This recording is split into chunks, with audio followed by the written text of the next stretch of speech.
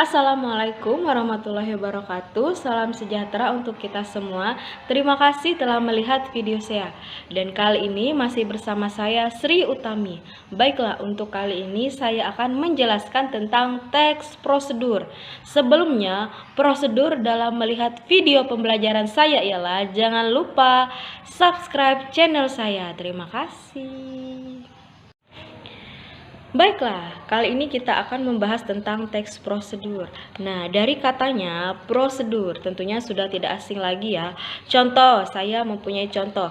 Hari ini saya memiliki mouse baru. Alhamdulillah ya. Nah, ketika datang mouse baru ini saya tidak tahu bagaimana cara menggunakannya. Nah, di dalam mouse ini ada yang namanya buku petunjuk. Nah, buku petunjuk ini merupakan berisikan langkah-langkah bagaimana cara menggunakan mouse baru saya.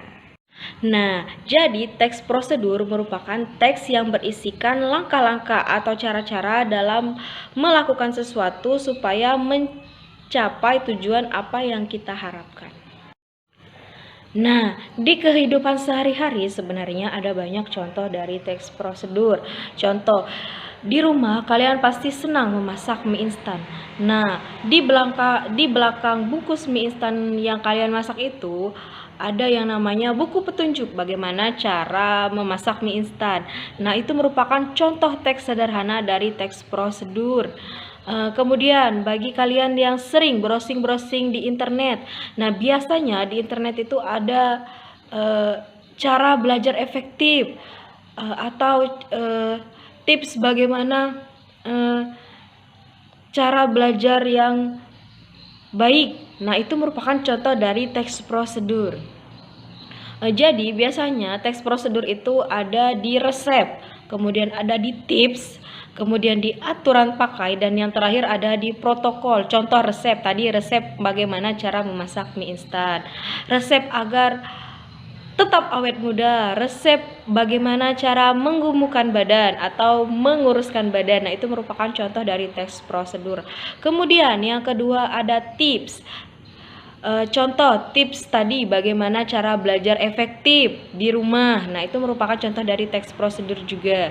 Kemudian tips bagaimana cara cepat move on, misalnya bagi yang belum bisa move on. Nah, itu merupakan contoh dari teks prosedur juga. Kemudian yang ketiga ada di dalam aturan pakai.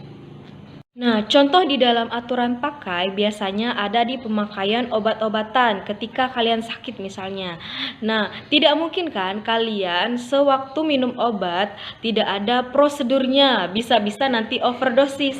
Nah, itu merupakan pentingnya teks prosedur. Contoh lain yang keempat ada di protokol. Nah, biasanya contohnya itu ada di protokol upacara kenegaraan, kemudian protokol menyambut tamu negara, atau misalnya protokol tentang kesehatan, nah, dan lain sebagainya. Jadi, contoh-contoh teks prosedur sebenarnya ada banyak sekali di sekitar kita.